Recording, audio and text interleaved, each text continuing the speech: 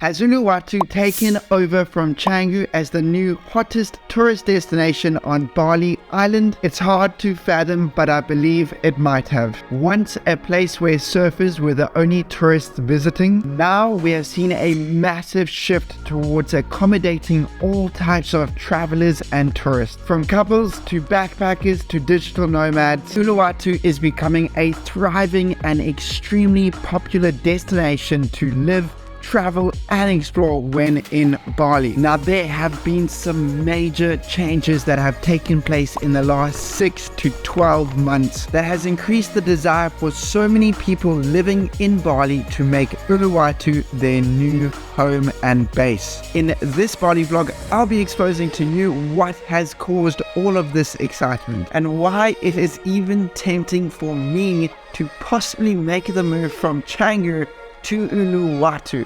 Now, Canggu is a destination that has had my heart for so many years, yet each and every year Uluwatu is just becoming that little bit more tempting, and there's a lot of good reasons why that we are going to expose in this video. If you are new here, I'm Trav Springer, an entrepreneur and digital nomad myself, who has been living in Bali for a few years now. I'm the founder of Tropical Glamping, a sustainable glamping eco-lodge built on the tropical island of Nusa Penida, what is just off of the coast of Bali. I have found so much love in Bali, and now my goal is to share everything I know with you guys. I want to help you have the best experience possible and memories when visiting Bali. And it starts with giving you guys all of the up-to-date resources and information on why I believe Uluwatu has and will continue to become Bali's top tourist destination. Now, the reason why Uluwatu has just taken off and is grabbing so many people's attention is because all of the facilities like restaurants, day clubs, bars, cafes, co-working spots, new accommodation. Now, what sets Uluwatu, also referred to as the Bukit of Bali, apart from other places like Seminyak, Kuta, Canggu, Ubud, is the fact that it has an extremely beautiful and surreal coastline, the most perfect waves for surfing, and has jaw-dropping beaches. This was the base foundation of Uluwatu for many tourists in the past. However, it lacked one thing in the past that made it viable for long-term living and for tourists to really make Uluwatu a base. It was its lack of facilities and resources. But this is changing extremely fast. Land is being developed constantly. New places are showing up every single day, and popular brands and businesses that were, for example, set up maybe in Canggu or Kuta or Seminyak, they are all making foundations as well in the Bukit. Now, this is making the attraction to move to Uluwatu more and more each and every day. Now, to kick things off, let me show you some of the world-class beaches that are here in Uluwatu. Number one, we have Dreamland Beach, a lovely white sand beach for relaxing with calm swimming areas, easy access and multiple accommodations coming up all around. Next to Dreamland, making our way around the Bukit, we have our next beach called Bingin Beach. This beach was where I got my first ever barrel. Ooh, like, it was crazy. Like, I still remember a good friend of mine, Wes, he was in the water shooting some videos, and anyways, I was beyond stoked. Now, Bingin is very popular for surfers as it has this little mechanical wave that makes it so attractive for all the surfers. It's also home to some amazing restaurants and beautiful villas. Now, there are new restaurants, villas, bungalows, Airbnbs, all of these things popping up all over Bingin as this little place is becoming extremely popular as a little community in the Bukit. Our third beach further down the Bukit is a very famous beach called Padang Padang. Positioned around some beautiful rocks, you have access to a small little beach that is perfect for relaxing on. Now, they also have this bridge that goes across Padang Padang where pretty much every single scooter, tourist, car will take some time to stop, pull over and have a look at the beautiful view from above because it really is an exceptional beach. What's also great about Padang Padang is that it has a beginner wave that is a little bit easier for newbies who are wanting to possibly try out surfing for the first time to give it their best shot. Now you can rent surfboards here, you can also get lessons. Along with just relaxing on the beach, they have a few little local people selling some drinks. The next beach that I want to talk about is the most famous and is the one that has gained so much attraction throughout the world and especially in the surf industry, and that is the famous Uluwatu. With its initial fame dating back to many years ago, this was the foundation of the community that was built in the Bukit, and the community was extremely focused around the surf culture. Now obviously we've seen a dramatic change going forward, and it's changing now to be more adaptive towards the tourists. Many years ago, Uluwatu was a very surf dominant community. Set down at the bottom of these magnificent cliffs, people above who are at the restaurants like places like Singlefin, what is an extremely popular bar. This is right at the top of the Uluwatu cliff, and here people flock in the hundreds to come and watch the most incredible sunset of your life. They also host a famous and very popular surf competition called the Singlefin, and this brings a lot of good camaraderie and community as people come here in the thousands to come and watch this competition take place. Now to get down to Uluwatu Beach, you have to go down these stairs all the way down to the bottom. There is not much of a beach, although there is like a little hidden section around, like you have to go down and through a cave and then around the back, and then there is a little beach there, but you can only access that during the low tide.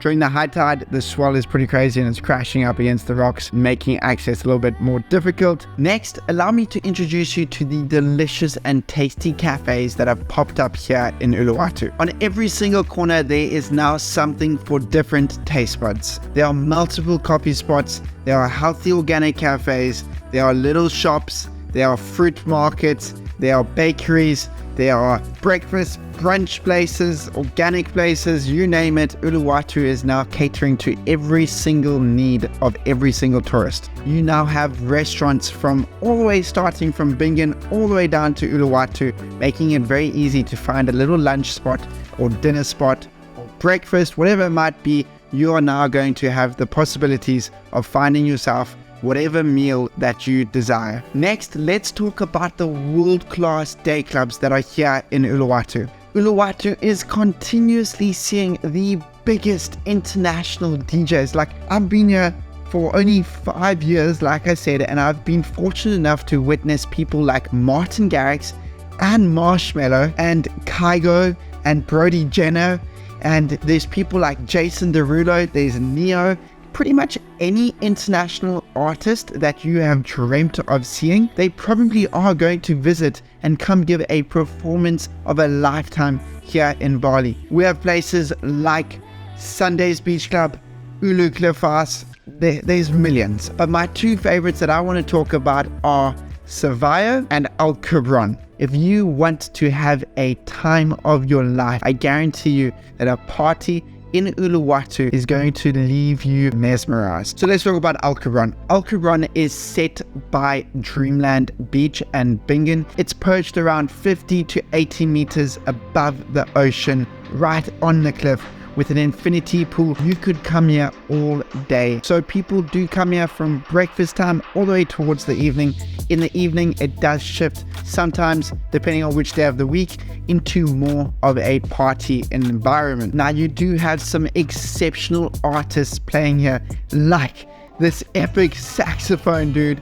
Now, El Kabron often has this guy playing, and I must say, when I saw him the other night, I was like shook. I was like getting goosebumps. It was so beautiful. It's definitely worth visiting if you are in Uluwatu. Number 2 is SAVAYA. Now, SAVAYA, if you come into Bali, you're going to hear that word. This is a place that throws the biggest parties. Every single person who loves a little bit of entertainment, you should definitely prioritize visiting SAVAYA. Set on opposite sides of the Bukit to El Kabron and Bingin and Dreamland. So on the other side, what's a little bit less developed, but where they are positioned on a cliff. I think this is like 100 to 150 meters above the ocean. There's nothing around but jungle.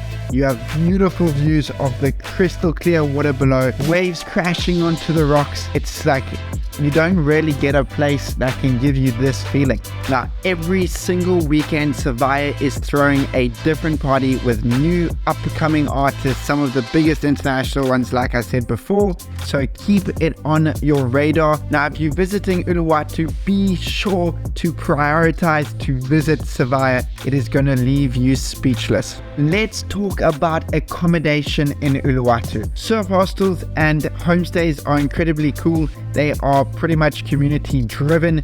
There are anywhere from 5 up to 30, 40 rooms, let's say, and they all have shared facilities like this one, for example, Bombora's Surf Camp. It's directly located in between Padang Padang and Bingin and is a personal favorite of mine. This is one of the very first surf hostels, homestays that I stayed in when visiting Bali. This place has changed a lot and things are constantly developing as people are trying to keep up with the competition. It has an amazing pool and the rooms are laid out generally like this at most of the homestays or surf hostels. You're gonna have bottom floors and generally top floors. Depends on your facilities, but often these places have different price ranges, and your best bet for finding something cool and nice to stay in when visiting Uluwatu is probably just to look on booking.com or Airbnb, or places like maybe Agoda. The villas and the lodges and these epic, luxury Airbnbs, you're gonna find them right on the cliff. They are incredible, but the prices are obviously going to be a lot higher as you have world-class facilities and views, and you are pretty much on the beach or within a 1 or 2 minute walk. If you do have the opportunity to stay in something like this, wow, like Bingin and that whole coastal line by Padang Padang is just filled with some of the most unique types of villas, and it definitely would be a dream to go stay at something like that. And what's amazing is that there are new places popping up all the time, and you've been enjoying all this information. Please smash the like button. I'm inviting you with open arms to join the family. Hit the subscribe button down below. I will continue to be your ultimate Bali travel guide and provide you with all the resources, data, information, new trends, what's popping, what are the hottest things, and just pretty much be your guidance to the best holiday or experience, or maybe some motivation towards making the move to come live in Bali. And if you want to know anything, leave a comment down below. Ultimately, overall, being located anywhere in the Bukit, you're gonna have an incredible and exceptional experience. The traffic here is way less, and that I really do love, because driving around the Bukit and around Uluwatu, you're gonna be left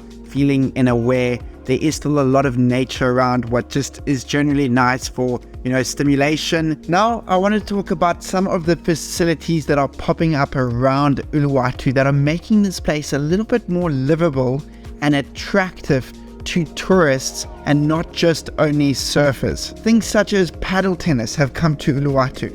This just shows that there's alternative interests other than only surfing and beaching.